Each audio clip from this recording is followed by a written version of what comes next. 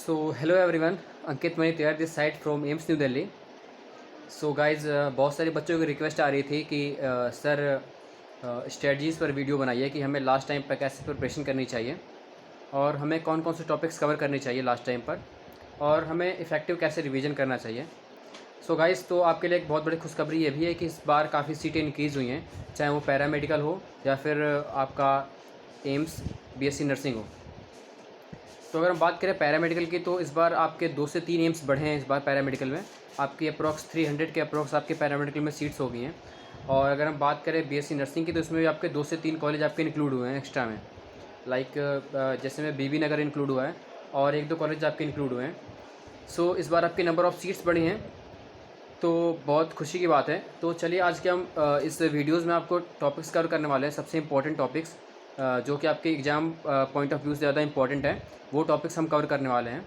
उसके बाद से हम इस वीडियोज़ में कवर करेंगे आपके कैसे इफ़ेक्टिव आपको रिवीजन करना है। वो हम देखेंगे इस टॉपिक में कि आपको कैसे इफ़ेक्टिव रिवीजन करना है, और उसके बाद फिर आपको कैसे स्टडी करनी है लास्ट टाइम पर, कैसे चीज़ों को रिवाइज़ करना है, कैसे आपको एक सब्जेक्ट से दूसरे सब्जेक्ट में मूव करना है ना, मेथड ऑफ रिवीजन क्या रहेगा, और उसके बाद से फिर आपको क्वेश्चंस प्रैक्टिस कैसे करनी है और कितनी करनी है। तो इन सब टॉपिक्स पर आज हम चर्चा करेंगे इस वीडियो में। तो सबसे पहले हम बात करते हैं कि आपके जो इम्पोर्टेंट टॉपिक्स हैं उनको मैं बताने जा रहा हूँ, जो कि इम्पोर्टेंट टॉपिक्स हैं एग्ज़ाम पॉइंट ऑफ व्यू से। तो सबसे पहले बात तो ये है गाइस कि फुल 11th और 12th की एनसीईआरटी अगर आपने पढ़ी है तो आपको अच्छे से पढ़ के जाना है।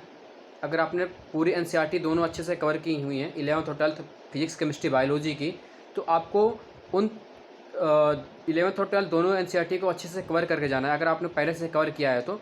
क्योंकि जो आपका क्वेश्चन पेपर आएगा वो पूरे 11th और 12th के एनसीईआरटी से आएगा।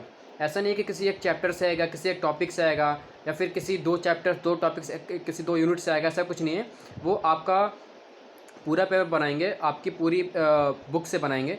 तो मैं जो यहाँ पर आपके जो टॉपिक्स बताने वाला हूँ वो मोस्ट प्रोबेबल क्वेश्चन, मतलब आपके मोस्ट प्रोबेबल वो चैप्टर्स होते हैं, वो यूनिट्स होती हैं जिनसे क्वेश्चंस आने की प्रोबेबिलिटी ज़्यादा होती है, और इनसे क्वेश्चंस आते भी हैं।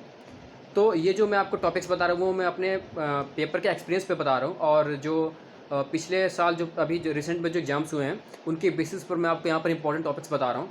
तो सबसे पहले हम बात करते हैं कि इन जो लास्ट 20 डेज़ में जिन्होंने बच्चों ने कुछ भी नहीं पढ़ रखा है, उन बच्चों के लिए स्पेशली टॉपिक्स हैं।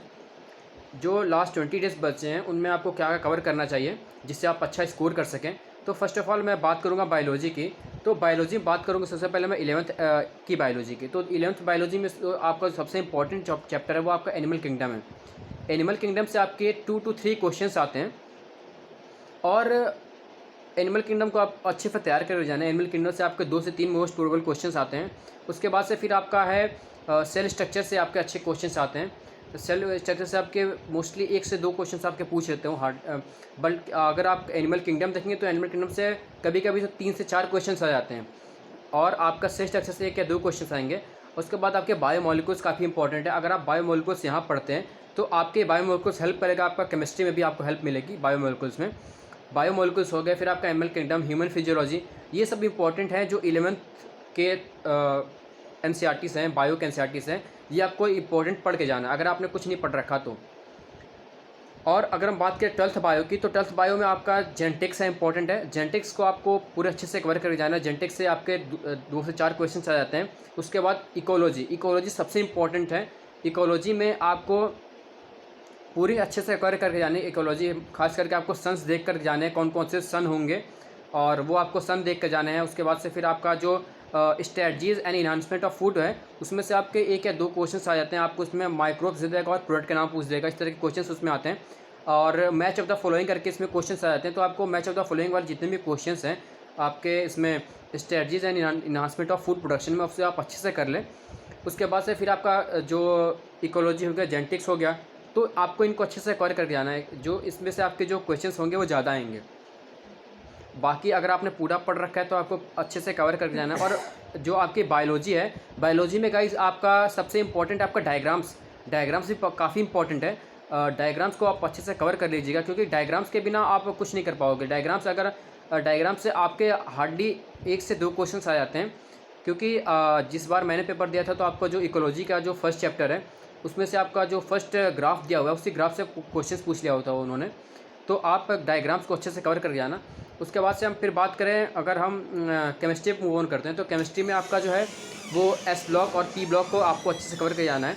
एस ब्लॉक पी ब्लॉक जो है, आप अगर आपने इनऑर्गेनिक पढ़ रखी है तो आप एस और पी ब्लॉक को अच्छे से कवर कीजिएगा।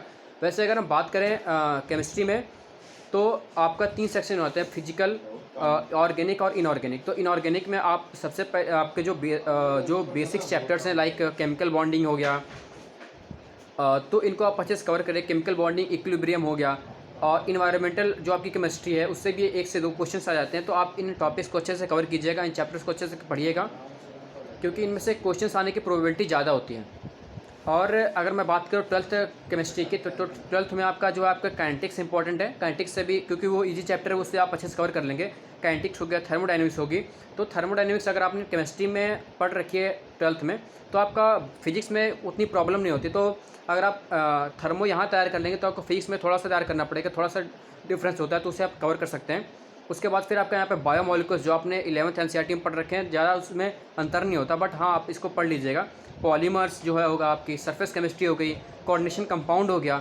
ये इंपॉर्टेंट जो चैप्टर्स हैं वो हैं 12th आपके केमिस्ट्री के, तो आप इसे अच्छे से कवर कीजिएगा। और केमिस्ट्री इन एवरीडे लाइफ को आप अच्छे से कवर करके जाइएगा, क्योंकि ये ऐसे चैप्टर्स हैं ना जिनसे आपके क्वेश्चन जो है रैंडमली पिक कर लिए जाते हैं और आपके क्वेश्चन इसमें दे दिए जाते हैं। उसके बाद से आप जितने भी केमिकल जो नेमिंग रिएक्शंस हैं उनको आप अच्छे से कवर कीजिएगा। उनके जो रिएक्टेंट हैं, उनके प्रोडक्ट हैं, उससे क्वेश्चंस पूछ लेंगे।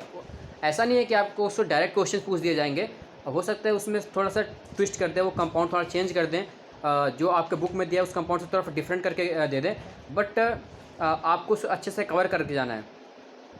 और केमिस्ट्री में गाइस आपका जो भी केमिकल स्ट्रक्चर्स हैं उसे आप अच्छे से कवर कीजिएगा।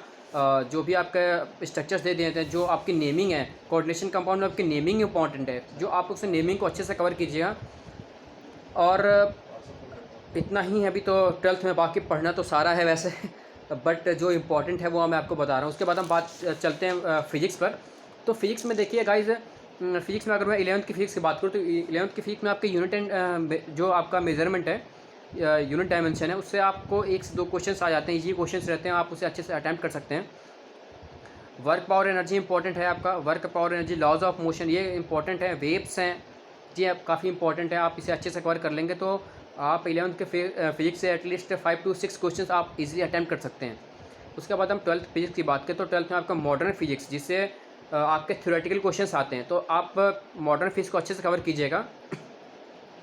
मॉडर्न फिजिक्स, ऑप्टिक्स, ये थोड़े इजी चैप्टर्स है और इजी यूनिट से आप इसे अच्छे से कवर कर सकते हैं। इलेक्ट्रोस्टैट जिन्होंने पढ़ रखी होगी उनके लिए तो काफ़ी इजी है, बाकी जिन्होंने नहीं पढ़ रखी तो वो भी मतलब आप उसे स्किप कर दीजिएगा अगर आप उसे नहीं पढ़ी है तो ये कुछ इंपॉर्टेंट जो चैप्टर्स थे, कुछ इंपॉर्टेंट टॉपिक्स थे वो मैंने आपको बताया। अब बात करते हैं कि आपको रिवीजन कैसे करना है, आपको चैप्टर्स का रिवीजन कैसे करना है, इस पर बात करते हैं। तो देखिए गाइज, आपको ऐसा नहीं करना है कि आपने 5 दिन केमिस्ट्री पढ़ो, आप